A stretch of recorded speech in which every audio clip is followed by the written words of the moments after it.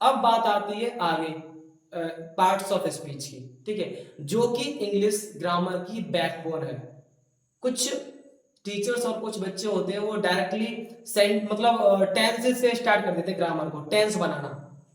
काफी बच्चों से मिला भी हूं मैं, तो वो ये बोलते हैं सर मैंने तो कई साल हो गए टेंसेस पढ़ते हुए, मेरे को अंग्रेजी समझ में नहीं आती है, कैसे बन रहा है, क्या हो रहा है, ठीक है। तो क्यों समझ में आएगी, कैसे समझ में आएगी, बैकबोन तो पढ़ी नहीं है पार्ट्स ऑफ स्पीच। तो मेन चीज पार्ट्स ऑफ स्पीच होती है ना भाई, तो पहले पार्ट्स ऑफ स्पीच पढ़ो, उसके बाद तब टेंसेस का नंबर लेना, तब आपको समझ में आएगा, ठीक। तो अब बढ़ते हैं पार्ट्स ऑफ स्पीच की तरफ। Parts of speech, parts of speech, इसे हिंदी में बोलते हैं हम शब्द भेद। कुछ बच्चों को तो इसका हिंदी मीन्स पता नहीं होगा कि भाई पार्ट्स ऑफ स्पीच तो सुना होगा, लेकिन शब्द भेद हिंदी का मीन्स शायद पता नहीं हो, ठीक है। हालांकि हिंदी व्याकरण में आता है ये, चलो कोई दिक्कत नहीं, मैंने बता दिया काफी, ठीक। इसके बाद देखो पार्ट्स ऑफ स्पीच के जो टाइप मतलब काइंड्स होते हैं, इसके प्रकार वो 8 होते हैं, इसके अंदर 8 टाइप्स आते हैं। पहला होता है हमारा नाउन, पहला होता है हमारा नाउन जिसे हम बोलते हैं संज्ञा, ठीक। अभी मैं सारे पॉइंट्स एक करके क्लियर करूंगा एकदम इजी वे में, बिल्कुल दिमाग में छप जाएंगे। बोलते हैं कि हमको समझ में नहीं आता, अब बोल के दिखाना समझ में नहीं आता, ठीक है। देखो दूसरा होता है हमारा प्रोनाउन, प्रोनाउन, ठीक है। प्रोनाउन को हम बोलते हैं सर्वनाम। तीसरा होता है हमारा एडजेक्टिव, एडजेक्टिव इसे बोलते हैं हम विशेषण, ठीक है। अच्छा एक चीज और, इनको उल्टा सीधा मत याद कर लेना कि पहले एडजेक्टिव आ गया फिर नाउन फिर प्रोनाउन फिर और कुछ, उल्टा सीधा नहीं, सीक्वेंस से ही याद करना है, सीक्वेंस से ही चलेंगे। क्यों? क्योंकि ये एक दूसरे से कनेक्टेड है। उल्टा सीधा पढ़ लिया तो फिर समझ में नहीं आएगा, और इसीलिए आज तक समझ में नहीं आया। बुक वाले भी उल्टा सीधा देते हैं कि कहीं एडजेक्टिव जा रहा है, कहीं प्रोनाउन जा रहा है, बीच में कुछ और आ गया, फिर कहीं और कुछ चल रहा है, तो इसीलिए बच्चों को समझ में नहीं आता है। और यहाँ तक कि इंग्लिश मीडियम वालों ने तो रीड पीट रखी है भाई। मैंने तो इंग्लिश मीडियम, काफी सारे इंग्लिश मीडियम उसकी स्कूल्स की बुक्स देखी हैं, उसमें तो बहुत बुरा हाल है, बच्चों को रटाया जाता है, यही समझ में नहीं आता। और इसीलिए मैंने फिर इंग्लिश मीडियम स्कूल छोड़ दिया, ठीक है। और अब मैंने स्कूल पढ़ाना ही बिल्कुल छोड़ दिया है। अब बस आपको मेहनत से ही चीज सिखानी है, क्योंकि स्कूल वाले मेहनत से सिखाने नहीं देते, वो बोलते हैं बुक के हिसाब से चलो। अब बुक ही उल्टा सीधा रटाई जा रही है, बच्चों को एक्टिव पैसिव के रूल्स नहीं पता, उनको एक्सरसाइज कराई जा रही है, तो बच्चे तो रटेंगे फिर, पल्ले नहीं पड़ता फिर, वो बच्चे ये बोलते हैं, क्योंकि वो कमी रह जाती है फिर। और मेरी कोशिश ये रहती है कि पहले से सारी कमी खत्म करते चलो, तो कोई दिक्कत नहीं आएगी फिर, ठीक है। तो ये चीज। चौथा होता है हमारा वर्ब, इसे बोलते हैं क्रिया। पांचवा होता है हमारा एडवर्ब, इसे बोलते हैं क्रिया विशेषण।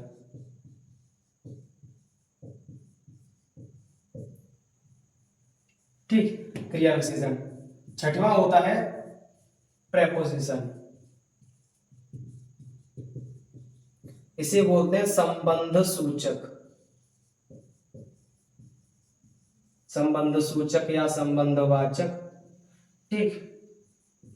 अगला होता है कंजंक्शन, यहां तक आपको दिखाई दे रहा होगा शायद, ठीक है। अगर नहीं दिखाई दे रहा तो चलो मैं उधर लिख देता हूँ, ये कंजंक्शन और इंटरजेक्शन दो बचे, ठीक है। 6 तक तो ये हो गए, शायद आपको नीचे ना दिखाई दे इसलिए। प्रेपोजिशन 6। अब 7 और 8 बचा, ठीक है, वो मैं यहाँ एडजस्ट कर देता हूँ। सातवां होता है कंजंक्शन, कंजंक्शन इसे बोलते हैं समुच्चय सूचक, समुच्चय सूचक, ठीक। लास्ट आठवां जो होता है हमारा, ठीक है, आठवां वो होता है इंटरजेक्शन, इंटरजेक्शन इसे बोलते हैं हम हिंदी में विस्मयादि बोधक। विस्मय सूचक बोल दो या विस्मयादि बोधक बोल दो, बात वही है, ठीक है। इंटरजेक्शन, विस्मयादि बोधक। ठीक है, तो ये हमारे 8 पार्ट्स ऑफ स्पीच होते हैं। पहला नाउन संज्ञा, प्रोनाउन सर्वनाम, एडजेक्टिव विशेषण, वर्ब क्रिया, एडवर्ब क्रिया विशेषण, प्रेपोजिशन संबंध सूचक, कंजंक्शन, कंजंक्शन को हम कनेक्टर भी बोल देते हैं। ठीक है, समुच्चय सूचक या संयोजक। ठीक, इंटरजेक्शन विस्मयादि बोधक या विस्मय सूचक, बात वही है। ठीक, अभी बोलोगे सर आपने अभी तो समझाया विस्मय सूचक, नहीं, वो एक्सक्लेमेटरी सेंटेंस था। विस्मय सूचक वाक्य या विस्मय आदि बोधक वाक्य, ये वर्ड है, शब्द। विस्मय आदि बोधक यानी विस्मय सूचक शब्द, इंटरजेक्शन। ठीक है, तो ये चीज अब एक करके सारा इनका मसाला आपको समझा देते हैं, क्या क्या सिस्टम है, बिल्कुल इजी वे में। ठीक है, ध्यान से समझिएगा, बिल्कुल एक एक पॉइंट क्लियर समझ में आएगा। देखो सबसे पहले अब हम बात करते हैं पार्ट्स ऑफ स्पीच के पहले टाइप की। ठीक है, वो होता है हमारा नाउन, वो होता है हमारा नाउन। नाउन बोले तो संज्ञा। अब जैसे कि आपने नाउन की डेफिनेशन रट रखी होगी, चलो ठीक है, आपको एग्जाम में आती है तो लिख दो, कोई दिक्कत नहीं है। लेकिन अगर नाउन को हम एक इजी वे में समझना चाहें ट्रिक से, तो वो क्या है, नाउन की परिभाषा बनती है कि तुम्हारी आंखों से जो कुछ दिखाई दे रहा है सब कुछ नाउन है, यानी सब कुछ संज्ञा है। कुछ भी सही, मैं सही, क्यों ना, मैं सही।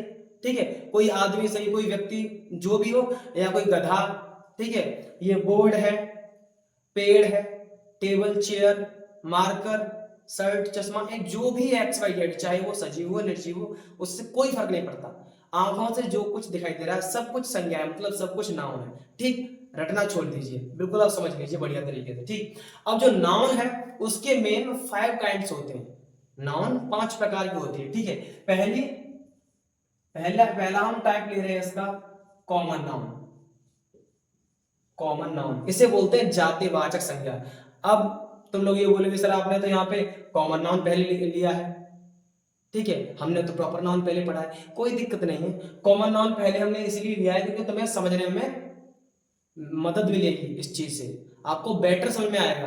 अगर हम प्रॉपर नाउन लेते हैं तो इतना नहीं, लेकिन कॉमन नाउन हमने पहले लिया तो बेटर समझ में आएगा। क्यों? क्योंकि प्रॉपर नाउन जो है कॉमन नाउन से जुड़ा हुआ है, कनेक्टेड है, रिलेटेड है। कैसे, समझ लो पहले। देखो, कॉमन नाउन मतलब जातिवाचक संज्ञा। यहाँ अपनी वाली जाति धर्म की बात नहीं हो रही है। जाति का मतलब जो किसी स्पीसीज से बात होती है, मतलब किसी स्पीसीज से मतलब होता है जिसका। जाति मतलब कोई स्पीसीज, जाति, कैटेगरी बोल सकते हैं उसको हम। ठीक है, श्रेणी, तो वो वाली जाति कॉमन नाउन में आती है। ठीक है, अब कैसे, जैसे एग्जांपल से समझते हैं, बेटर समझ में आएगा। जैसे हमने बोल दिया, मान लीजिए boy, girl, river, book, ATC.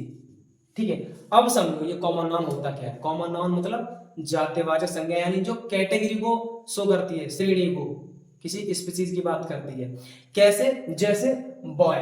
अब बॉय वाली कैटेगरी में केवल बॉय ही तो होंगे, लड़के अब चाहे 1000, ऐसे मान लीजिए जब स्कूल में लाइन लगवाई जाती है तो लड़कियों की लाइन अलग होती है, लड़कों की लाइन अलग। अब भले उस लाइन में 50-50 बच्चे लगाए जा रहे हैं, 10-10 बच्चे लगाए जा रहे हैं, उससे मतलब नहीं है। लेकिन लड़कों वाली लाइन में, मतलब लड़कों वाली कैटेगरी में ओनली लड़के होंगे, लड़कियों वाली कैटेगरी में ओनली लड़कियां होंगी। ठीक है, तो ये कॉमन नाउन का एक मतलब सिंपल सा उदाहरण है, अच्छा सा एग्जाम्पल है, अच्छे समझ में आ गया होगा आपको। ठीक है, तो बॉय वाली कैटेगरी में ओनली बॉय ही होंगे, गर्ल वाली कैटेगरी में ओनली गर्ल ही होंगी। ठीक, रिवर, रिवर वाली कैटेगरी में ओनली रिवर ही होंगी। नाम नहीं लिया है उसने, गंगा, यमुना, ब्रह्मपुत्र, सरस्वती, गोदावरी, जितनी भी है, तो ये है क्या, है तो सब रिवर ही। किसी को तुम समुद्र तो थोड़ी ना बोलोगे, ये बोले गंगा समुद्र है, या यमुना महासागर, ऐसा थोड़ी ना होगा, कैटेगरी चेंज हो जाएगी भाई, ऐसा ऐसा थोड़ी ना होता है। ठीक है, तो ये है तो सारी रिवर वाली कैटेगरी में, गंगा, यमुना, सरस्वती, गोदावरी, नर्मदा, ताप्ती, जो भी है। और बुक, अब चाहे हिंदी की हो, इंग्लिश की हो, चाहे डिवाइन कॉमेडी हो, दांते की जो है, दांते वो ये दांत नहीं डिवाइन कॉमेडी के जो राइटर है वो है दांते। ठीक है, और discovery of India, Jawaharlal Nehru की बुक का नाम जो है वो। अब कोई सी भी बुक हो, पूरी लाइब्रेरी बुक से भरी पड़ी है तो सारी बुक्स ही, भले वो अलग अलग नाम की है, अलग अलग काम की, अलग अलग सब्जेक्ट की, लेकिन कैटेगरी तो एक ही है, क्या, बुक। बात समझ में आ रही है ना? तो इस टाइप से। अब जैसे माउंटेन है, माउंटेन अगर मैं लिखना चाहूं तो माउंटेन भी क्या हो जाएगा, कॉमन नाउन, क्योंकि उसमें जितने भी माउंटेन के नेम्स होंगे वो उसी कैटेगरी में आएंगे, माउंटेन वाली में। क्योंकि वो माउंटेन है, ठीक है, ऐसे करके। अब दूसरा जो है प्रॉपर नाउन, ठीक है, दूसरा जो है प्रॉपर नाउन, इसे बोलते हैं व्यक्तिवाचक संज्ञा। अब इसके नाम से ये अंदाजा मत लगा देना कि इसमें सिर्फ व्यक्ति व्यक्ति आएंगे, नहीं। सॉरी, प्रॉपर नाउन का मतलब है व्यक्तिवाचक संज्ञा, मतलब स्पेशली किसी एक के बारे में बोला जा रहा हो, ठीक है। पर्टिकुलरली जब किसी का नाम लिया जाता है तो वो किस में होता है, प्रॉपर नाउन में, ठीक। और प्रॉपर नाउन का फर्स्ट लेटर हमेशा कैपिटल होता है, चाहे वो बीच में हो या पहले हो या एंड में हो। अगर हम राम का यूज सबसे पहले लिखते हैं राम, तो भी आर कैपिटल होगा। अगर एंड में आ रहा है कि दिस इज राम या और कुछ भी, तो वहां भी आर कैपिटल लगेगा, यानी ये रूल है। और भी काफी सारे रूल्स हैं, लेकिन उनको अगर आपको देखना है तो मैंने पर्टिकुलर वीडियो बनाया है पहले, तो उसका लिंक डिस्क्रिप्शन में दे दूंगा या आई बटन में लिंक उसका डाल दूंगा, तो वहां से आप क्लिक करके देख सकते हैं, ठीक है, पूरा वीडियो। तो यहाँ पे प्रॉपर नाउन की बात आती है। अब मैंने ऐसा क्यों बोला कि रिलेटेड है, वो इसलिए रिलेटेड है क्योंकि जब हम किसी कॉमन नाउन को उसका एक पर्टिकुलर नेम दे देते हैं, मतलब एक स्पेसिफिक नेम दे देते हैं, तो वही प्रॉपर नाउन बन जाता है, ठीक है। कॉमन नाउन को जब हम एक स्पेसिफिक नेम दे देते हैं तो वो प्रॉपर नाउन बन जाता है। कैसे, जैसे एग्जांपल समझो बेटर, समझ में आएगा कैसे।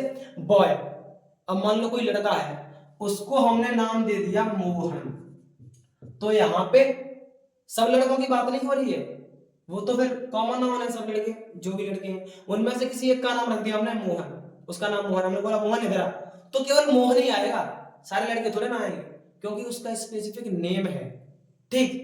तो ये मोहन, तो ये मोहन बन गया क्या, प्रॉपर नाउन, ठीक है। गर्ल, ठीक है, अगर अगर हम किसी का नेम स्पेसिफिक नेम दे देते किसी को, जैसे सुमन, तो वो प्रॉपर नाउन हो गया, वो प्रॉपर नाउन हो गया, ठीक है। क्योंकि गर्ल्स वाली कैटेगरी में काफी सारी गर्ल्स थी, उनमें से कोई लड़की है सुमन, हमने बोला बेटा सुमन इधर आओ, तो केवल सुमन ही आई, क्यों, क्योंकि उसका पर्टिकुलर नेम है, स्पेसिफिक नेम है, तो वो बन गया प्रॉपर नाउन, ठीक। किसी का भी नेम हो तो वो प्रॉपर नाउन होता है। रिवर, अब रिवर तो बहुत सारी है, और अगर हमने नाम बोल दिया जैसे गंगा, तो गंगा हो गया हमारा प्रॉपर नाउन, गंगा हो गया हमारा प्रॉपर नाउन। अगर हम बोलते यमुना, यमुना हो जाएगा proper noun. Sutlej, Godavari proper noun, ठीक है, इस टाइप से। और भी काफी सारी चीजें, जैसे मान लो कि अगर माउंटेन्स की बात हो रही है, काफी सारे माउंटेन्स है, और अगर हमने नेम दे दिया स्पेसिफिक हिमालय, ठीक है, तो वो प्रॉपर नाउन बन जाएगा। बात समझ आई, ठीक। अच्छा, अब चलते हैं तीसरे टॉपिक पे। 5 प्रकार की होती है, तीसरे पे चलते हैं। तीसरी होती है कलेक्टिव नाउन, कलेक्टिव नाउन, ठीक। कलेक्टिव नाउन को समझ लेते हैं। कलेक्टिव नाउन का हिंदी में होता है समूहवाचक संज्ञा। समूह मतलब, समूह का मतलब ग्रुप, झुंड, ठीक है। या ऐसे समझ लो, कलेक्टिव नाउन बनी है कलेक्शन से। कलेक्शन का भी मतलब क्या होता है, समूह, ग्रुप या झुंड, ठीक है, यानी काफी सारे इकट्ठे हों, यानी मतलब एक से अधिक, ऐसे बोल सकते हैं हम, जो प्लूरल नंबर में हो। फॉर एग्जाम्पल, जैसे क्राउड, क्राउड, क्राउड माने भीड़। अब मान लो एक बंदा खड़ा हो पूरी गली में, सुनसान गली में, तो क्या आप ऐसे बोलोगे कि भाई वो भीड़ खड़ी है, नहीं, क्योंकि अकेले बंदा तो है।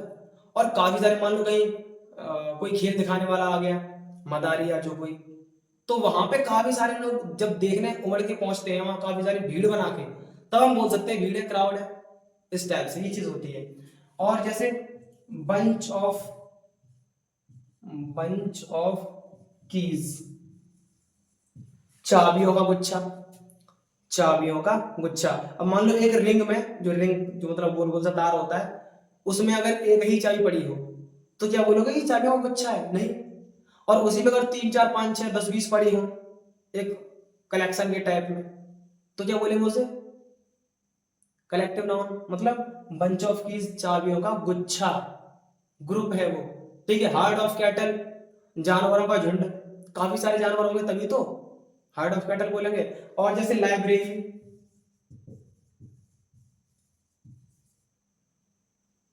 ईटीसी, ठीक है, लाइब्रेरी। अब लाइब्रेरी क्या है, जैसे पुस्तकालय।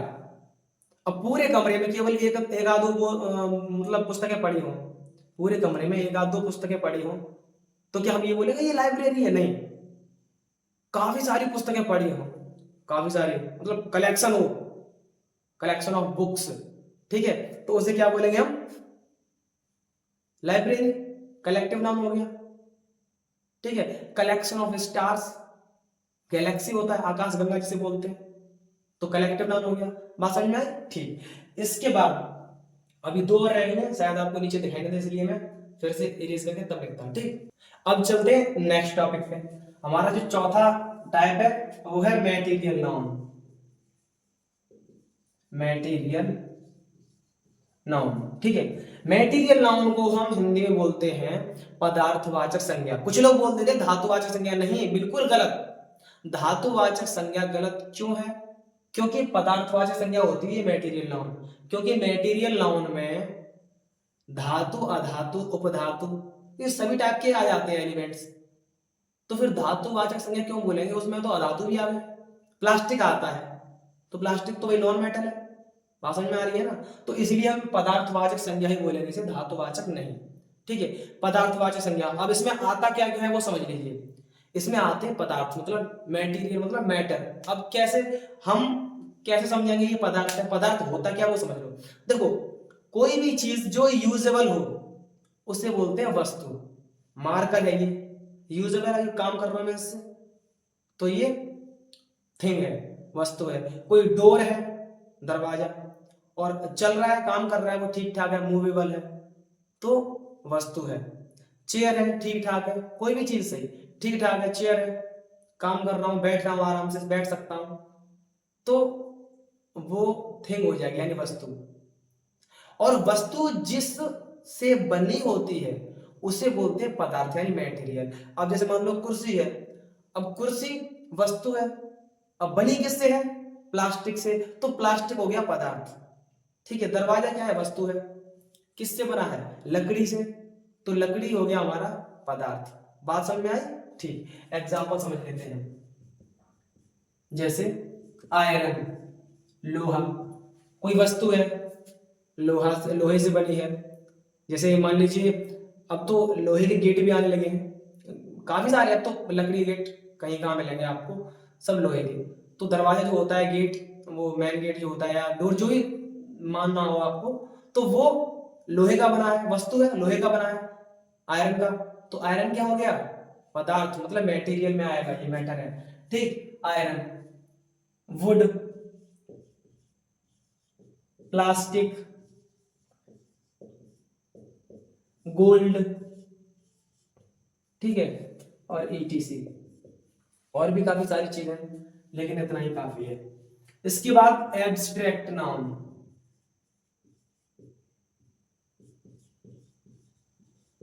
एब्स्ट्रैक्ट नाउन, एब्स्ट्रैक्ट नाउन क्या होती है? हालांकि ये मैं काइंड सारे बता चुका हूं पहले, अलग से मैंने पर्टिकुलर वीडियो बनाई है जिसके बारे में मैंने आपको बताया था, तो डिटेल में आपको वहां सारी नॉलेज मिल जाएगी। यहाँ भी बेसिक लेवल से चल रहा है। जिन बच्चों को ये समझ में नहीं आता कि इंग्लिश कहाँ से शुरुआत करें, कैसे समझें, उनके लिए और आपके लिए भी काफी ज्यादा हेल्पफुल रहेगा। क्या पता आपको इसमें काफी सारे न्यू टिप्स एंड ट्रिक्स मिल जाए, ठीक है, इस वजह से। तो एब्स्ट्रैक्ट नाउन, एब्स्ट्रैक्ट नाउन को हम हिंदी में बोलते हैं भाववाचक संज्ञा। भाववाचक संज्ञा मतलब जो भाव को प्रदर्शित करती है, मन के विचार भावों को एक्सप्रेस करते हैं। जैसे हैप्पीनेस, हैप्पीनेस, ठीक है, हैप्पीनेस, खुशी। तो जब तुम खुश होगे तो तुम्हारा चेहरा खिला हुआ, मतलब एक्सप्रेशन ऐसे होंगे कि दूर से पता पड़ जाएगा हाँ तुम खुश हो आज। तो खुशी, तो ये मन के विचारों को, भावों को प्रकट कर रही है कि नहीं कर रही है? ऑनेस्टी, ऑनेस्टी, ऑनेस्टी का मतलब ईमानदारी। अब एक ईमानदार व्यक्ति के अंदर कौन सा भाव होगा? ईमानदारी का। और बेईमान व्यक्ति के अंदर बेईमानी वाला भाव होगा, ठीक है। तो ये मन के विचार, भाव, यही तो है चाइल्डहुड, ईटीसी, ठीक है, एटसेट्रा। यहाँ पे चाइल्डहुड, चाइल्डहुड मतलब बचपन। अब एक बच्चे के अंदर बचपना ही तो होगा, बचपने वाला भाव, शैतानियां करना, ठीक है, खेल कूद में मस्त रहना, ये सारी चीजें। तुम खेल कूद में मस्त मत हो जाना, इसको वीडियो को समझ लो पहले पूरा, ठीक है। तो काफी ज्यादा हेल्प मिलेगी। ठीक है, अब ये एब्स्ट्रैक्ट नाउन है, ये पांचों काइंड यहां तक खत्म हो गए। अब इसके दो एडवांस टाइप और है, मतलब दो मॉडर्न टाइप और है नाउन के, जिन्हें हम बोलते हैं काउंटेबल और अनकाउंटेबल। बोलोगे सर हमने तो पढ़ाई है, लेकिन समझ लो तुम्हें बेटर समझ में आएगा और कुछ नई चीजें भी सीखने को मिलेंगी उसमें। कैसे, अभी टॉपिक पे चलते तब बताएंगे। अब हम समझते हैं मॉडर्न टाइप्स को। ठीक है, modern types, modern types of noun. ठीक, ये मॉडर्न टाइप्स दो होते हैं। पहला होता है काउंटेबल, पहला होता है हमारा काउंटेबल नाउन। ठीक है, अब ये तो आपको पता ही है, काउंटेबल जिसे हम काउंट कर सके, मतलब गिन सके, तो वो काउंटेबल हो गया। ठीक है, काउंटेबल जैसे tree, table, chair, book, pen और एटीसी एटसेट्रा। ठीक है, ट्री को गिन सकते हैं, टेबल को, चेयर को, बुक, पेन, ये सारी चीजें काउंटेबल है, मतलब काउंट कर सकते हैं। इसका तो फंडा इतना ही था। अब अनकाउंटेबल को समझ लो, क्योंकि दिक्कत आती है ज्यादातर बच्चों को अनकाउंटेबल में। अनकाउंटेबल, ठीक है, अनकाउंटेबल इसको समझ लो। देखो अनकाउंटेबल क्या होता है, जिसको न गिना जा सके, या जो गिनने में, मतलब जिसे गिनने में हम असमर्थ हो या अक्षम हो। ठीक है, वो चीज। हालांकि देखो ये इसका दोनों ये अनकाउंटेबल नाउन जो है, अनकाउंटेबल नाउन, तो मैं जो दोनों बात कह रहा हूं उसका मीन्स वही है। कैसे, जिसे हम गिन ना सके या जिसको गिनने में हम असमर्थ हो, मतलब अक्षम हो। ठीक है, ऐसे करके। अब जैसे मान लो स्टार्स है, स्टार्स तारे, तो काफी सारे तारे हैं, हालांकि वो किसी न किसी गिनती में होंगे, वो जब अलग अलग हैं एक नंबर में तो गिने भी जा सकते हैं, लेकिन हम नहीं गिन सकते उन्हें, हम असमर्थ हैं, हम अक्षम हैं उनको गिनने में, किनको, स्टार्स, तारों को। ठीक है, तो यहां हम स्टार्स कर सकते हैं, स्टार्स। अब ऐसा मैं क्यों कह रहा हूं कि गिने जा सकते हैं लेकिन हम नहीं गिन सकते, हाँ ये बात सही, हम नहीं गिन सकते इसलिए अनकाउंटेबल में रख दिया हमने स्टार्स, लेकिन गिने जा सकते हैं। जैसा कि मैंने पढ़ा है कि एक गैलेक्सी में लगभग 11 अरब स्टार्स होते हैं, सितारे होते हैं, तारे जो है 11 अरब होते हैं लगभग। ठीक है, ऐसा कुछ। तो ये सारी चीज क्या है, 10 अरब 11 अरब के आसपास ही कुछ था, एग्जैक्टली नहीं पता मेरे को। तो ये चीज क्या है, तो उसको हम एक अप्रोक्सीमेटली या कैसे करके एक ना एक, जब अलग अलग है वो बिंदु टाइप में, पॉइंट टाइप में, तो फिर काउंटेबल भी होंगे किसी न किसी स्केल पे जाके, लेकिन हम नहीं गिन सकते इस वजह से। ठीक है, इसके बाद जैसे ऑयल है, शुगर है, और वाटर, मिल्क, ठीक है, और राइस, और ईटीसी के लिए जगह नहीं रही है तो ईटीसी मान लो। ठीक है, हो गया ईटीसी। अब इसको समझ लो, स्टार्स, ऑयल, स्टार्स बता दिया, ऑयल, ऑयल तो वैसे भी अनकाउंटेबल है क्योंकि हम उसको तौल के लाते हैं, गिन के नहीं। ऑयल जो है तेल, उसको हम तौल के तो लाते हैं, 1 लीटर 2 लीटर या आधा लीटर जो भी है, गिन के थोड़े ना लाते हैं। शुगर, वाटर, वाटर को भी हम ऑयल की तरह लेके आते हैं, मिल्क उसको भी ऑयल की तरह लेके आते हैं। अब देखो बात रही शुगर और राइस की। ठीक है, मेरे से बच्चे ने पूछा था जब मैं एक बार स्कूल में पढ़ा रहा था कि सर शुगर के भी क्रिस्टल होते हैं और राइस इसके भी दाने होते हैं अलग अलग। ठीक है, तो हम इन्हें अनकाउंटेबल में क्यों रख रहे हैं, क्या हम इन्हें गिन नहीं सकते? तो मैंने कहा बात तो सही है, हम क्यों पूरी बोरी लेके बैठे हैं, हम तो एक मुट्ठी चावल लेके बैठेंगे, गिन पाएंगे घंटे में, गिन तो जाएंगे ना। मैंने कहा बात तो सही है, लेकिन फिर भी हम इन्हें अनकाउंटेबल क्यों रखते हैं? तो इसका फैक्ट जो है, उसका रीजन जो है वो ये है कि भले ही इन्हें हम गिन सकते हैं, ये छोटी छोटी जो काउंटेबल चीजें हैं, ठीक है, हालांकि वैसे तो ये काउंटेबल ही है लगभग, क्योंकि बहुत छोटी मात्रा में और काफी सारे यूज करते हैं हम, तो कहाँ गिनते रहेंगे उसे। ठीक है, अगर मान लो कि दावत होनी है 100-150 लोगों की, वहां पे चावल यूज हो रहे हैं लगभग 10-12 किलो, ठीक है, सपोज दैट, तो वहां पे हम गिन तो थोड़े ना रहेंगे 10-12 किलो, ऐसा तो हम 10-12 किलो गिनने में महीने से निकल जाएंगे। ठीक है, तो हालांकि हमें कोई, हमारा कोई सेंस ही नहीं बनता हमको गिनने का, पहली बात तो ये इसलिए अनकाउंटेबल। दूसरा रीजन ये है वो ये है कि जिन चीजों को हम अपनी डेली लाइफ में तौल के यूज करते हैं, नाप तौल के, तो वो अनकाउंटेबल में रखी जाती है ज्यादातर। कैसे? अब जैसे कि मान लो अगर चाय बनानी है तो चीनी के दाने गिन के डालोगे, 1 2 5 6 100 जो भी है? नहीं, अंदाजे से या तौल के कि 100 ग्राम चीनी डाल दी। चावल है, चावल बनाते हो, क्या गिन के दाने डालते हो कि 100 चावल के दाने बनाने हैं? या खरीदने जाते हो कि लाला जी जो है 100 चावल के दाने दे देना, ऐसा थोड़ी ना करते हैं। ठीक है, लाला जी उठाएगा लट भगा देगा वहां से। ठीक है, तो उसको हम तौल के लेके आते हैं, इस वजह से वो किसमें होगा? अनकाउंटेबल। ठीक है, तो ये फैक्ट वाली बात है। और दूसरी बात ये कि जो काउंटेबल नाउन्स होते हैं उनका हम प्लूरल बना सकते हैं, लेकिन अनकाउंटेबल का प्लूरल नहीं बनता है। अनकाउंटेबल का प्लूरल नहीं बनता है। ठीक है, अब तुम यहाँ पे ये बोलोगे कि स्टार्स जो है सर आपने यहाँ तो ऐसे लगा दिया, स्टार एक तारा होता है, स्टार्स बहुत सारे तारे हो गए। तो मैंने क्या बोला था? मैंने ये बोला था साइंटिफिक रीजन ये है कि स्टार्स काउंटेबल होते हैं। ठीक है, जैसे मैंने बताया था, तो इस उस हिसाब से वो स्टार और स्टार्स कर सकते हैं उसका, तो बाकी और किसी को नहीं कर सकते। मिल्क का मिल्क से नहीं कर सकते, वाटर का वाटर से नहीं कर सकते, राइस का राइस से नहीं कर सकते। ठीक है, शुगर का शुगर से नहीं कर सकते, ऑयल का ऑयल से नहीं कर सकते, है कि नहीं? बस इसका स्टार का स्टार्स हो जाता है, क्योंकि हम अक्षम है ना, हम हमारे लिए इम्पॉसिबल है स्टार्स को गिनना। तो इस वजह से हमने इसे अनकाउंटेबल में रख दिया, लेकिन साइंटिफिक तरीके से नहीं है, तो इस वजह से वो स्टार का स्टार्स कर देता है। तो ये एक एक्सेप्शन के रूप में भी ले लिया जाता है। ठीक है, तो ये चीज हुई। तो यहां तक नाउन का फंडा खत्म। अब चलते हैं इसी के अगले पॉइंट पे, क्योंकि नाउन के ही ये सारे रूप है। देखो नाउन ये तो हो गया क्लियर। इसके बाद जेंडर जो आता है वो भी नाउन में ही आता है, नंबर जो आता है वो भी नाउन में ही आता है। ठीक है, तो उनको भी क्लियर करते हैं, तब जाके एक नाउन वाला पॉइंट खत्म होगा। ठीक, अब बात आती है जेंडर की। ठीक है, जेंडर, जेंडर क्या होता है? ये भी नाउन का ही एक रूप है, जेंडर। जेंडर को हम हिंदी में लिंग बोलते हैं। ठीक, और इंग्लिश में ये 4 प्रकार के होते हैं, अंग्रेजी में 4 प्रकार के। पहला होता है हमारा मैस्कुलिन जेंडर, मैस्कुलिन जेंडर। ठीक है, मैस्कुलिन जेंडर, इसे हम हिंदी में बोलते हैं पुल्लिंग, यानी पुरुष जाति के जितने भी सजीव हैं, सजीव और निर्जीव वो तो जानते होंगे, लिविंग थिंग और नॉन लिविंग थिंग, मतलब ऐसे।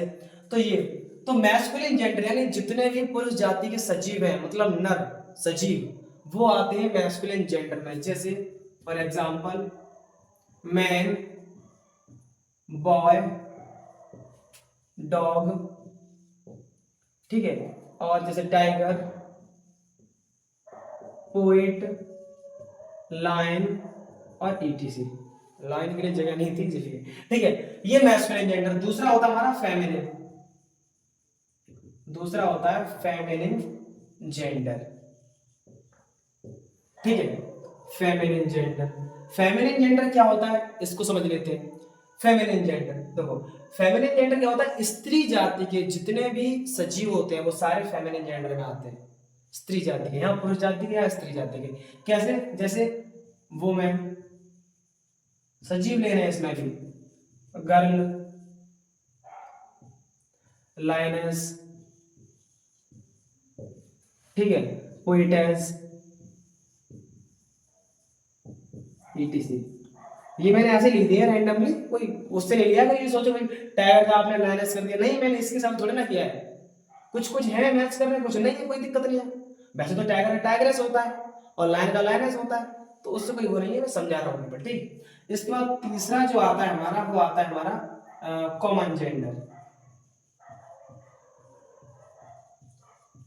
कॉमन जेंडर, ठीक, कॉमन जेंडर में जो है, कॉमन जेंडर का मतलब क्या होता है? ऐसे हिंदी में बोलते हैं उभयलिंग, मतलब दोनों कॉमन, दोनों में कॉमन हो, मतलब मेल भी हो और फीमेल भी हो, लेकिन हो सजीव लिविंग बीइंग। सही है, मेल भी हो और फीमेल भी हो, दोनों के लिए एक ही वर्ड यूज किया जाता है, तो वो आता है कॉमन जेंडर में। जैसे टीचर, टीचर जेंट्स हो या लेडी हो, ठीक है, जेंट्स हो या लेडी हो, उसके लिए लेडीज के लिए जेंट्स के लिए टीचर ही यूज करते हैं। लेडीज टीचर, लेडी टीचर और जेंट्स टीचर। सही है, तो जेंट्स के लिए लेडीज के लिए एक ही वर्ड यूज करते हैं टीचर।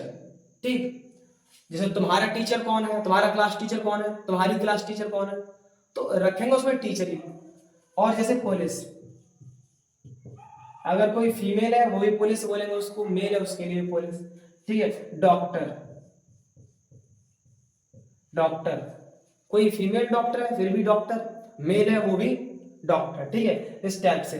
और जैसे चाइल्ड और ईटीसी लगा देते हैं यहाँ पे, ठीक है। चाइल्ड, चाइल्ड मतलब बच्चा, अब पता नहीं लड़का है लड़की, तो चाइल्ड बच्चा उसको, जैसे मतलब ये किसका बच्चा है, लड़की है फिर भी उसको बोल सकते हैं ये किसका बच्चा है, कोई लड़का है छोटा उसको भी बोल सकते हैं कि ये किसका बच्चा है। तो जो चाइल्ड है वो common noun, sorry common gender की तरह यूज होता है, ठीक है, दोनों में। और शायद आपको दिख रहा होगा तो नीचे एक बार लास्ट करवा देते हैं। चौथा होता है न्यूटर जेंडर, चौथा होता है हमारा न्यूटर जेंडर। न्यूटर जेंडर इसमें इन सबसे अलग सिस्टम है। न्यूटर जेंडर में मेल फीमेल से कोई मतलब नहीं है। न्यूटर जेंडर में मतलब है सिर्फ नॉन लिविंग थिंग से, नॉन लिविंग थिंग होना चाहिए। कैसे? जैसे यानी निर्जीव वस्तु है, सीधी बात है। जैसे tree, chair, book, pen, table और ईटीसी, ठीक है। ये चीजें tree, chair, book, pen, table, ETC, ठीक है। तो ये सारी निर्जीव मतलब नॉन लिविंग थिंग है, तो वो न्यूट्रल जेंडर में। अब यहां तुम कंफ्यूजन ये पैदा करोगे कि सर यहाँ पे ट्री क्यों लिख दिया, क्यों नहीं लिखेंगे भाई? अरे सर ट्री तो सजीव होता है। अरे भाई सही है, देखो साइंस का सिस्टम अलग है और इंग्लिश का सिस्टम अलग है। इंग्लिश जो है वो केवल ह्यूमन को नॉन सॉरी लिविंग बीइंग मानती है, बाकी और किसी को नहीं। हालांकि अब तो मॉडर्न इंग्लिश में एनिमल्स और बर्ड्स के लिए भी इट का यूज करने लगे हैं, जो कि निर्जीव के लिए होता है, ठीक है। तो ये चीज है, तो वो ह्यूमन को यहाँ तक मानती है लिविंग बीइंग, बाकी और को नॉन लिविंग बीइंग, ठीक है। तो ट्री साइंस के हिसाब से ठीक है ये सजीव होता है, लिविंग ऑर्गेनिजम्स में आता है। जगदीश चंद्र बोस ने जो एक हमारे भारतीय वैज्ञानिक थे, उन्होंने एक मशीन बनाई थी क्रैस्कोग्राफ, तो वहां से उस मशीन ने ये प्रतिपादित किया था कि भाई पौधों में वृद्धि होती है, ठीक है, ये भी रिप्रोडक्शन वगैरह करते हैं सारा कुछ, बस मूव नहीं करते और बोलते नहीं इस टाइप से, बाकी और सारी क्रिया करते हैं लगभग। तो ये सारा सिस्टम होता है। तो लिविंग ऑर्गेनिज्म साइंस के साथ माना जाता है, लेकिन अंग्रेजी उसे नहीं मानती है। तो ट्री को इंग्लिश में हम न्यूट्रल जेंडर में ही रखते हैं, ठीक है। यहां से ये जेंडर का सिस्टम खत्म। अब चलते हैं अगले टॉपिक यानी नंबर पे। अब बात आती है नंबर की। तो नंबर में क्या होता है, देखो नंबर, नंबर इसको हिंदी में बोलते हैं हम वचन। वो नंबर नहीं, फोन नंबर वाला वो नहीं है, ठीक है। नंबर यानी वचन। ये इंग्लिश में दो टाइप के होते हैं अंग्रेजी में। पहला होता है सिंगुलर, ठीक है, सिंगुलर नंबर। इसमें क्या होता है, जब किसी एक की बात की जाती है तो वो सिंगुलर नंबर में होता है, जब किसी एक की, जैसे a pen, a book, an apple, ठीक है, और ईटीसी जो भी है। तो ए पेन एक पेन, ए बुक एक किताब, एन एप्पल तो ये एक सेब हो जाएगा, ठीक है, और मैंगो, टेबल, चेयर जो भी हो सकता है। ये तो एक एक की बात हो रही है यहाँ पे। अभी कहोगे सर यहाँ पे ए और एन किस टाइप से लगाया है, तो उसके लिए मेरा एक पुराना वीडियो है आर्टिकल पे, तो जाके आप देख सकते हो, डिस्क्रिप्शन बॉक्स में आपको लिंक मिल जाएगा, ठीक है, वहां से आपको ये कॉन्सेप्ट बिल्कुल क्लियर हो जाएगा। तो यहाँ पे ये एक की बात हो रही है। इसके बाद अगर बात आती है प्लूरल नंबर की, प्लूरल नंबर की जब बात आती है तो प्लूरल नंबर में क्या होता है, प्लूरल नंबर में क्या होता है, जब बात एक से अधिक की होती है, मोर देन वन, तो वो होता है प्लूरल नंबर में, ठीक है। जैसे 3 चेयर्स, सॉरी चेयर की स्पेलिंग गलत हो रही है, 3 चेयर्स, 2 कार्स, 5 पेन्स, ठीक है, और ईटीसी के लिए जगह नहीं, सही है। 3 चेयर्स, 2 कार्स, 5 पेन्स, तो ये यानी मोर देन वन है ना, 3 कुर्सियां, 2 कार, 5 पेन, तो ये मोर देन वन है, एक से ज्यादा है, तो ये हो गई प्लूरल नंबर में, ठीक। अब plural number singular to plural बनाने के जो रूल्स हैं क्या है वो, तो सारे रूल्स में एक वीडियो में कलेक्ट करके वो आपके लिए एक न्यू वीडियो बना दूंगा और कुछ दिनों में वो भी आ जाएगी, तो आप उसको देख लेना, ठीक है। तो उसका मैं एक पर्टिकुलर वीडियो बनाऊंगा सारे रूल्स का कि आप किस तरीके से सिंगुलर से प्लूरल में चेंज कर सकते हो, ठीक है। अब बढ़ते हैं नेक्स्ट टॉपिक की तरफ। यहां तक हमारा जो है ये नाउन का चैप्टर खत्म, ठीक है, नाउन खत्म। अब बात आ रही है किसकी, प्रोनाउन की, ठीक है। आज पार्ट्स ऑफ स्पीच का पूरी तरीके से समापन करते हैं, थोड़ा थोड़ा समझा के। अब बात आती है प्रोनाउन की। तो प्रोनाउन क्या होता है, देखो, अरे भाई,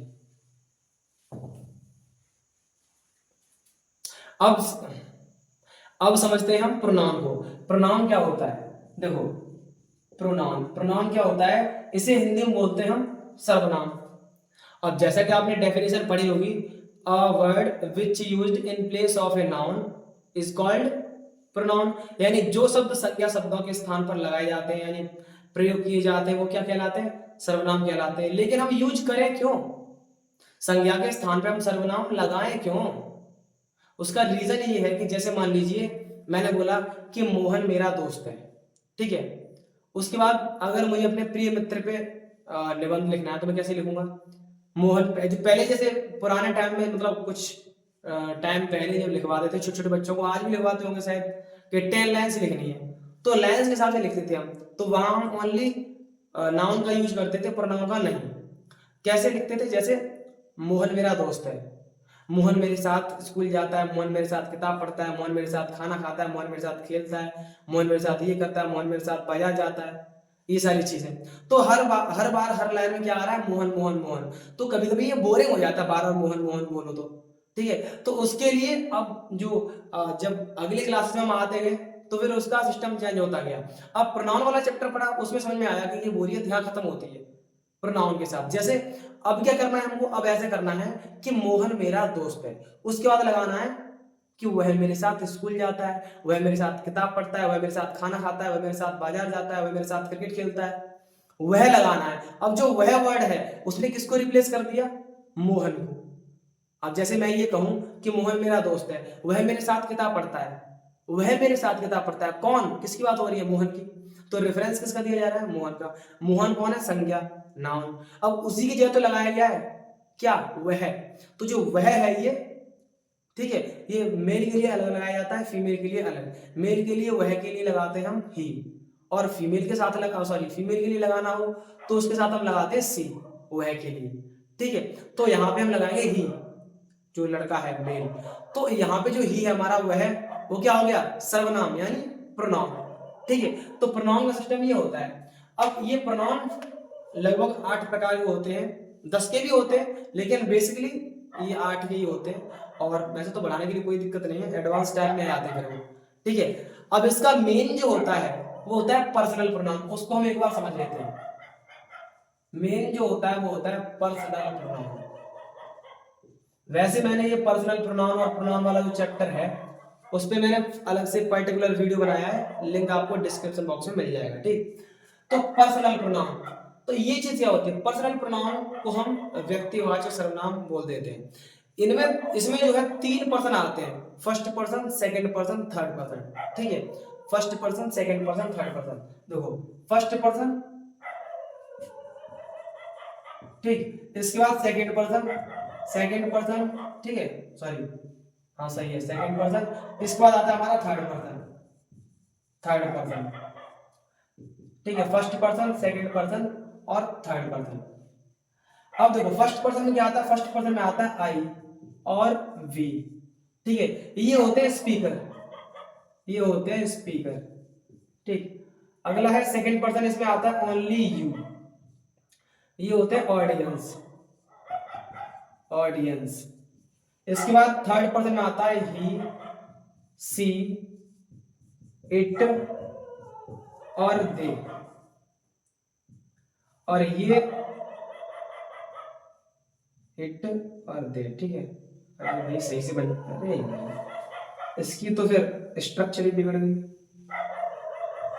ठीक है। अब इसको समझते हैं, देखो ये आते हैं अदर में, ये आते हैं अदर में, ठीक, ये आते हैं अदर में। First person I we speaker, कैसे, फर्स्ट पर्सन होता है स्पीकर, बोलने वाला, आई मैं, और वी हम। अगर मैं अकेला हूं तो मैं, कौन बोल रहा है, मैं बोल रहा हूं। अगर हम 4-5 लोग गाना गा रहे हैं, कुछ कर रहे हैं, तो प्लूरल हो जाएगा ना, फिर वी। फिर पूछोगे कौन बोल रहा है, तो हम बोल रहे हैं, तो स्पीकर बोलने वाला अकेला है तो मैं, और हम कुछ लोग हैं तो प्लूरल में तो वी हो जाएगा। तो वो आते हैं फर्स्ट पर्सन में, ठीक है। सेकंड पर्सन में यू, ऑडियंस। यू जो है सिंगुलर प्लूरल दोनों की तरह काम करता है, एक ही होता है। ऑडियंस मतलब सुनने वाला। अभी मैं बोल रहा हूँ, कौन सुन रहा है, तुम। अगर तुम अकेले सुन रहे हो फिर भी तुम बहुत सारे लोग सुन रहे हो फिर भी तुम। कोई नेताजी भाषण दे रहे हैं, लाखों लोग सुन रहे हैं, तो कौन सुन रहा है, तुम, बहुत सारे हो। और किसी अकेले बच्चे को कोई टीचर पढ़ा रहा है, ठीक है, तो कौन सुन रहा है, तुम, फिर भी अकेला, ठीक है। दोनों के लिए ऑडियंस, सुनने वाला। थर्ड पर्सन होता है ही, सी, इट, दे। ही माने वह है और सी माने वह। अभी बताया था जैसे ये मेल के लिए, फीमेल के लिए, ठीक है। इट जो है उसका प्रयोग ज्यादातर निर्जीव वस्तुओं के लिए, और अब तो जानवरों पक्षियों के लिए भी होने लगा है इट। लेकिन वैसे तो ये एम्प्टी इट है, क्योंकि इसका कोई पर्टिकुलर मीन्स नहीं होता। दे का मीन्स होता है वे, जो हम सजीव के लिए लगाते हैं, जैसे दे आर बाथिंग, वे नहा रहे हैं, इस टाइप से। तो ये होता है अदर, ठीक है, अदर। अब ये पूरा सिस्टम होता है। अब इस पूरे पर्सनल प्रोनाउन को हम एक नजर में समझ लेते हैं। कैसे? अभी आपको टेबल से समझाएंगे, बिल्कुल समझ में आ जाएगा एक बार में। अब हम इसको ट्रिक के साथ टेबल से समझेंगे, ठीक है। देखो यहां लिखते हैं हम पर्सन, ठीक है, ये हो गया हमारा पर्सन। यहां सब्जेक्ट, सब्जेक्ट हो गया हमारा। यहां ऑब्जेक्ट, यहां ऑब्जेक्ट, ये हो गया हमारा। और यहां पे हो जाएगा हमारा ये पॉजेसिव, पॉजेसिव, ठीक है, पॉजेसिव। पॉजेसिव में इसकी दो कैटेगरी होती है, एक तो पॉजेसिव एडजेक्टिव और दूसरा पॉजेसिव प्रोनाउन, दूसरा पॉजेसिव प्रोनाउन, ठीक है।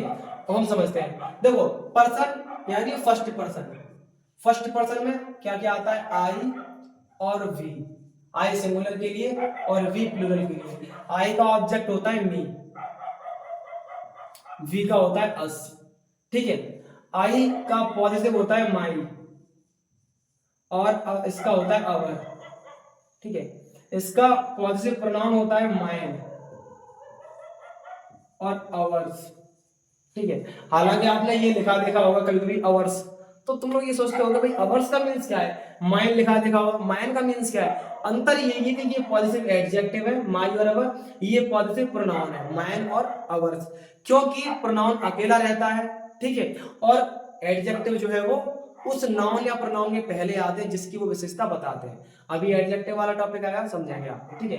तो ये चीज यहां से ही फर्स्ट पर्सन का फंडा खत्म, ठीक। इसके बाद सेकंड पर्सन, सेकंड पर्सन में आता है हमारा यू, ठीक है। सेकंड पर्सन में आता है हमारा यू।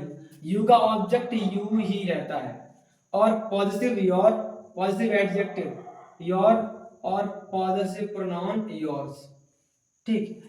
इसके बाद second pronoun, sorry second person खत्म।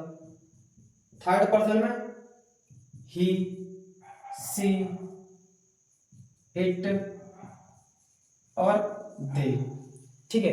ही, सी, इट, दे। यहां पे ही का ऑब्जेक्ट हो जाता है हिम, सी का ऑब्जेक्ट हर, इट का ऑब्जेक्ट इट ही रहेगा, दे का ऑब्जेक्ट देम, ठीक। इसके बाद इधर पॉजिटिव एडजेक्टिव में, तो ही का पॉजिटिव एडजेक्टिव होता है हमारा हिज, और सी का हर, इट का पॉजिटिव एडजेक्टिव होता है इट्स, दे का होता है देयर, ठीक।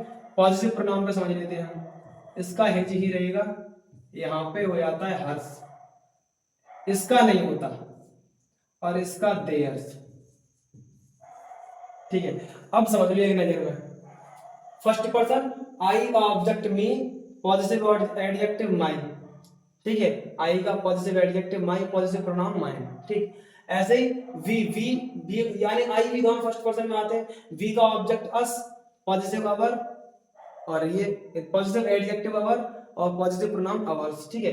ऐसे ही second person you, object you, your और योर्स। इधर ही का हिम, हिज और हिज, सी का हर, हर और यहाँ पे हर्स, इट का इट, इट्स, और पॉजिटिव प्रोनाउन नहीं होता किसका, इट का। दे देगा adject sorry object them, positive their, और sorry positive adjective their, positive pronoun theirs. ठीक है, तो ये चीज होती है, ये चीज होती है इसमें। ठीक है, अच्छा एक और आता है जैसे रिफ्लेक्सिव प्रोनाउन कुछ कुछ लगा देते हैं इसी टेबल के साइड में, हालांकि वो जरूरी नहीं है, और अगर समझना चाहो तो कोई दिक्कत नहीं, ऐसे समझा देना मैं आपको कि जैसे अगर रिफ्लेक्सिव प्रोनाउन बनाना हो तो क्या हो जाएगा, माई का माई सेल्फ, अवर का अवर सेल्व्स, अवर सेल्व्स क्यों, क्योंकि वो प्लूरल है, माई अकेला इसलिए माई सेल्फ, और ये अवर सेल्व्स SELVES, और यहाँ पे केवल SELF ये जुड़ेगा यहाँ पे, माई सेल्फ अवर सेल्व्स। यहाँ इसके दो देखो, पूरी ग्रामर खंगाल देना, पूरी ग्रामर खंगाल देना, कहीं आपको ये नहीं मिलेगा कि कहाँ पे यू सिंगुलर की तरह यूज किया जाता है, कहाँ पे प्लूरल की तरह, बस यही एक टॉपिक है, कौन सा, रिफ्लेक्सिव प्रोनाउन, जो हमको ये बताता है कि यू यहाँ पे सिंगुलर है या प्लूरल, रिफ्लेक्सिव प्रोनाउन।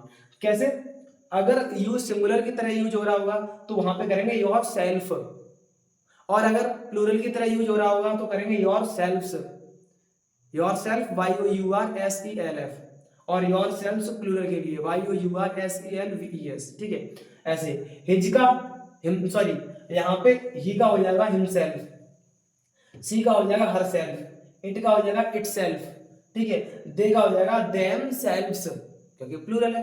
ठीक है, तो ये रिफ्लेक्सिव के वो होते हैं। ठीक है, तो ये प्रोनाउन का सारा फंडा था, समझ में आ गया। अब बात चलती है एडजेक्टिव की।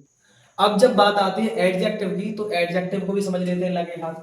ठीक है, जैसे एडजेक्टिव, एडजेक्टिव क्या होता है, एडजेक्टिव को हम हिंदी में बोलते हैं विशेषण, यानी जो शब्द संज्ञा और सर्वनाम शब्दों की विशेषता बताते हैं उन्हें विशेषण कहते हैं। विशेषता मतलब खूबी, उसके अंदर जो क्वालिटी है, जो खूबी है उसको बता रहा है। जैसे जैसे जैसे मैंने मान लीजिए ये बोल दिया कि मेरे पास नहीं, हाँ मेरे पास, थोड़ा गड़बड़ हो गया।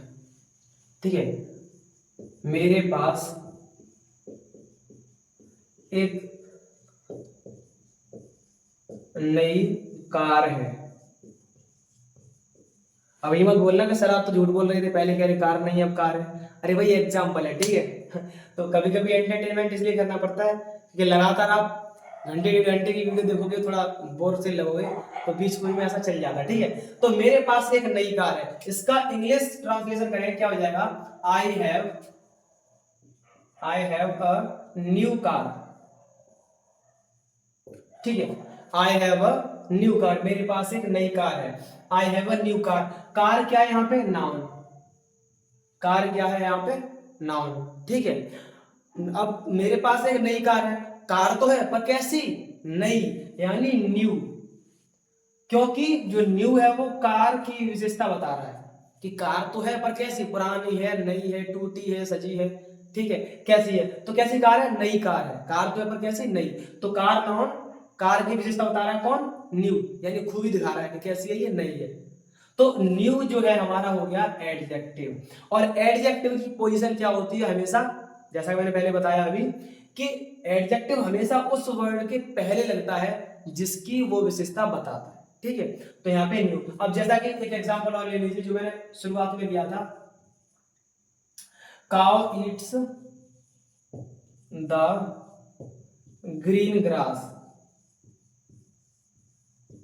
Cow eats the green grass, यानी गाय हरी घास खाती है। तो गाय घास तो खाती है पर कैसी, हरी, यानी ग्रास जो है वो क्या है, नाउन, और उसकी खूबी बता रहा है कौन, ग्रीन, कि घास तो है पर कैसी है, हरी, उसकी विशेषता बता रहा है। तो ये हो गया एडजेक्टिव, क्योंकि ये एडजेक्टिव है और इसकी विशेषता बता रहा है इसलिए इसके तुरंत पहले आएगा, यानी जिस वर्ड को क्वालिफाई करता है उसके जस्ट पहले आएगा। बात समझ में आ रही है, तो ये होता है हमारा एडजेक्टिव। अब एडजेक्टिव के टाइप वाइप सारा कुछ उसके लिए एक पर्टिकुलर वीडियो मिलेगा, अभी बेसिक तरीके से समझेंगे। ठीक, अब चलते हैं वर्ब की तरफ। अब बारी आई वर्ब की। ठीक है, वर्ब, वर्ब को हिंदी में बोलते हैं क्रिया, क्रिया वो खेत वाली क्रिया नहीं। ठीक है, क्रिया, क्रिया का मतलब कार्य का करना या होना, कार्य का करना या होना क्रिया कहलाता है। जैसे राम किताब पढ़ रहा है, राम किताब पढ़ रहा है, यहां इसको इंग्लिश में ट्रांसलेट करेंगे, Ram is reading a book. ठीक है, Ram is reading a book, Ram किताब पढ़ रहा है या राम एक किताब पढ़ रहा है, बात वही है। ठीक है, यहाँ पे ये हम आर्टिकल के जैसे भी यूज कर सकते हैं, कोई दिक्कत नहीं। ठीक, तो Ram is reading a book. अब यहाँ पे भैया वर्ब क्या है, क्रिया कैसे क्या है, हम कैसे पता करेंगे? काम करना क्रिया कहलाता है, मतलब काम का करना या होना। जैसे राम किताब पढ़ रहा है, तो काम किसका हो रहा है? पढ़ने का। तो क्रिया क्या हो गई? पढ़ना। इंग्लिश में बोले तो रीड। ठीक है, रीड, ये हमारी वर्ब हो गई, रीडिंग नहीं। ये तो टेंस के हिसाब से आईएनजी लगा दिया है, उसकी फॉर्म चेंज कर दी है। मेन इसकी फॉर्म जो है वो क्या है? Read, READ, read. रीड माने पढ़ना। तो ये हो गई क्रिया, क्योंकि काम हो रहा है पढ़ने का। ठीक है, तो जिसका काम होता है वो क्रिया हो गई। अब बोलोगे यहाँ तो पढ़ना है नहीं, केवल पढ़ है। तो देखो, सेंटेंस में जो क्रिया का शब्द होता है वाक्य में, वो मूल रूप से यूज नहीं होता। ठीक है, अगर हम उसे मूल रूप से बोलना चाहें तो उसके पीछे ना लगाना पड़ता है। जैसे पढ़ रहा है तो पढ़ ना लगाएंगे। ठीक है, अगर किसान खेत जोत रहा है, किसान खेत जोत रहा है, तो वहां पे क्रिया हो रही है जोतने वाली। ठीक है, तो अलग से जोत रहा है, अलग से जब निकाल के बोलेंगे उसको तो बोलेंगे जोतना। क्रिया क्या हो गई? जोतना, उसके पीछे ना लगा के वर्ब हो गई जोतना। ठीक है, इस टाइप से तो ये क्रिया होती है। इसके बाद अब क्रिया जो है वो मेनली 3 टाइप की होती है। ठीक है, ट्रांजिटिव वर्ब, इंट्रांजिटिव वर्ब और हेल्पिंग वर्ब। ठीक है, अब इसके बारे में एक पर्टिकुलर वीडियो बनाऊंगा, तब आपको बताऊंगा। ठीक, और ये वर्ब की कुछ फॉर्म्स वगैरह भी होती हैं, जैसे वर्ब की फर्स्ट फॉर्म, वर्ब की सेकंड फॉर्म, वर्ब की थर्ड फॉर्म। ठीक है, जैसे गो फर्स्ट फॉर्म जाना, इसकी सेकंड फॉर्म हो जाती है वेंट। ठीक है, और थर्ड फॉर्म गॉन। तो इस टाइप से ये फॉर्म्स भी होती हैं। तो ये सारी चीज आपको एक पर्टिकुलर वीडियो बताई जाएगी जब पूरा चैप्टर आएगा। अभी बेसिकली आपको समझा रहे हैं। ठीक, अब चलते हैं नेक्स्ट टॉपिक की तरफ। एडवर्ब का हिसाब किताब क्या होता है? देखो, एडवर्ब जो है, एडवर्ब उसको हिंदी में बोलते हैं हम क्रिया विशेषण। क्रिया विशेषण, इसको क्रिया विशेषण बोलते हैं। इसका मीन्स क्या होता है? जो शब्द क्रिया की विशेषता बताते हैं वो क्रिया विशेषण होते हैं। ठीक है, अब देखो, विशेषण और क्रिया विशेषण यानी एडजेक्टिव और एडवर्ब में क्या अंतर है? सिर्फ यही अंतर है कि वो संज्ञा और सर्वनाम की, मतलब नाउन और प्रोनाउन की विशेषता बताते हैं। कौन? एडजेक्टिव। और जो हमारी एडवर्ब है वो वर्ब की, यानी क्रिया विशेषण क्रिया की बताता है विशेषता। ठीक है, डिफरेंस कैसे कर पाएंगे? एग्जांपल समझो। पहले एडवर्ब का एग्जांपल समझते हैं। जैसे तोता मीठा बोलता है।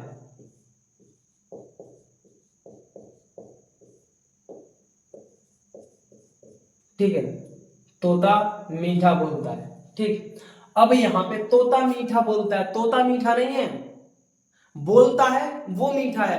मतलब वो भी कहने का मतलब ऐसे नहीं कि भाई तुम चाट के खा के देखोगे कि मीठा है कि नहीं। मीठा का मतलब मधुर स्वर। ठीक है, इस टाइप से। तो तोता मीठा बोलता है, ऐसे कर तो मेरा तोता मीठा बोलता है, तो भी कोई दिक्कत नहीं है, बात हो गई है। थोड़ा मतलब सुनने में थोड़ा अच्छा लग रहा है। मेरा तोता मीठा बोलता है, तो मेरा तोता मीठा नहीं है, मेरा तोता जो बोल रहा है वो मीठा है। मतलब तोता की विशेषता नहीं है ये, उसके बोलने की विशेषता है। और बोलना ये क्या है? क्रिया। अभी जैसे आपको बताया था बोलना, जिसके पीछे ना लगा हुआ है, बोलना ये होगी क्रिया यानी वर्ब। और उसकी विशेषता बता रहा है कौन? मीठा। तोता मीठा नहीं है, जो बोल रहा है वो मीठा है, बोलना की विशेषता मीठा। तो ये हो गया क्रिया विशेषण, ये हो गया क्रिया विशेषण। ठीक है, जैसे my parrot speaks sweet. My parrot speaks sweet, मेरा तोता मीठा बोलता है। ठीक है, यहां पर तोता स्वीट नहीं है, स्पीक्स स्वीट, यानी ये एडवर्ब हो जाएगा हमारा। वो जो बोल रहा है वो मीठा है, बोलना, बोल तो रहा है पर कैसा? मीठा। मीठा बोल रहा है, कड़वा बोल रहा है। ठीक है, इस टाइप से। तो बोलने की वो है। अब जैसे अगर यहाँ पे ये होता कि मेरा तोता हरा है, या मेरे पास एक हरा तोता है, ऐसे बोल दें सपोज दैट कि मेरे पास एक हरा तोता है, I have a green parrot. तो तोता तो है पर कैसा है? हरा। तो ये तोते की विशेषता हो जाती, क्योंकि तोता नाउन है, तो ये एडजेक्टिव हो जाएगा ग्रीन, हरा। ठीक है, तोते की विशेषता। लेकिन यहाँ पे ये तोते की विशेषता नहीं है, यहाँ पे उसके बोलने की विशेषता है कि बोलता तो है पर कैसे, मीठा। बात समझ में आई? तो ये एडवर्ब हो जाएगा किसका, इसका, स्पीक का। ठीक, ये चीज। इसके बाद टॉपिक आता है प्रेपोजिशन का, ये समझा देते हैं आपको। प्रेपोजिशन, ठीक है, प्रेपोजिशन का टॉपिक आता है। अब प्रेपोजिशन क्या होता है? प्रेपोजिशन को हिंदी में बोलते हैं संबंध सूचक, यानी जो शब्द दो शब्दों के बीच संबंध बताते हैं या दो शब्दों को जोड़ते हैं उन्हें संबंध सूचक यानी प्रेपोजिशन कहते हैं। कैसे? जैसे राम और मोहन, राम और मोहन बाजार जा रहे हैं,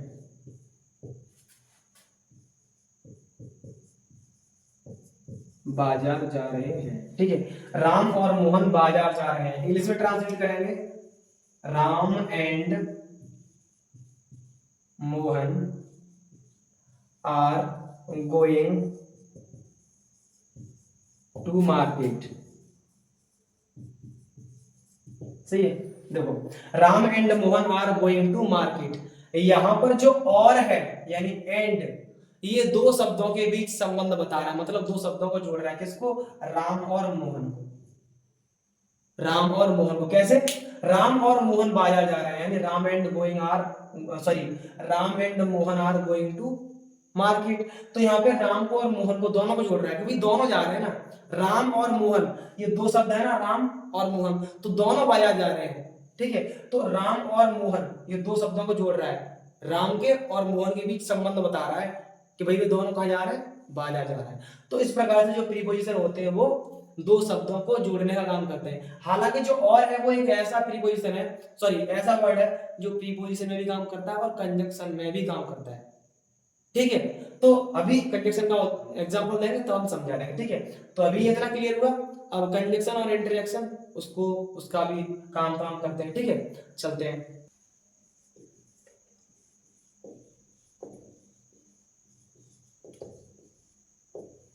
ठीक है, कंजंक्शन, कंजंक्शन की बात जब आती है, ये सातवां है कंजंक्शन। ठीक है, तो इसके बाद इंटरजेक्शन और आएगा। तो कंजंक्शन क्या होता है? कंजंक्शन के बारे में मैंने आपको बताया, इसको संयोजक या समुच्चय सूचक बोल देते हैं, कंजंक्शन या कनेक्टर।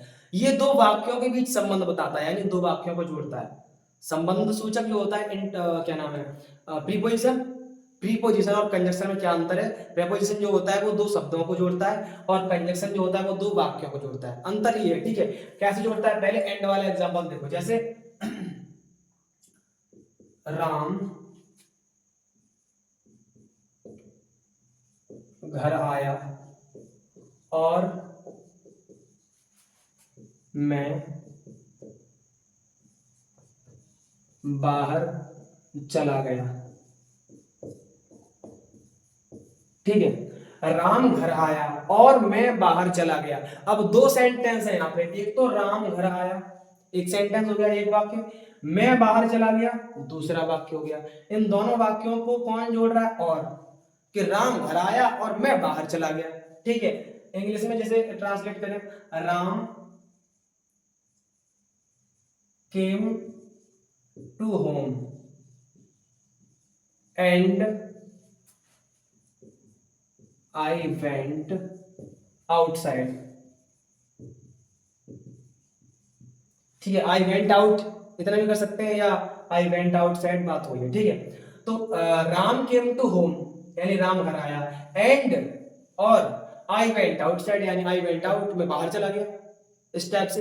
तो ये चीज है कि यहाँ पे दो वाक्यों को जोड़ रहा है। ठीक है, जैसे सीमा बाहर गई, सॉरी ऐसे बोल दो, सीमा बाजार गई और मैं स्कूल चला गया।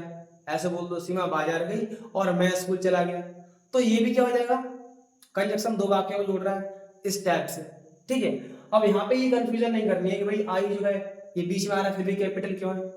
तो प्रोनाउन वाली वीडियो देख लेना एक बार, उसमें समझ में आ जाएगा। उसमें रूल ये बताया गया है कि जो फर्स्ट पर्सन का आई होता है, ठीक है, वो हमेशा कैपिटल बनता है, चाहे फर्स्ट आया हो, पहले आया हो, बीच में आया हो या एंड में आया हो। ठीक, अब बात चलती है लास्ट आठवें टाइप की, यानी इंटरजेक्शन। इंजेक्शन मत बोल देना इसको, ठीक है, इंटरजेक्शन। नहीं तुम ये सोचोगे सर ने तो ये बोल दिया है कि कोई दिक्कत नहीं, जैसा आपको बेटर लगे वैसा प्रोनाउंसिएशन करो, तो तुम इंटरजेक्शन का इंजेक्शन कर दो। ये तो प्रोनाउंसिएशन बेटर कहाँ करना हो गया, फिर तो वर्स हो जाएगा, बिल्कुल खराब। ठीक है, तो इंटरजेक्शन, इंटरजेक्शन क्या होता है, जो एक्सक्लेमेशन वर्ड होते हैं उन्हें ही हम इंटरजेक्शन बोल देते हैं, सीधी बात ये है।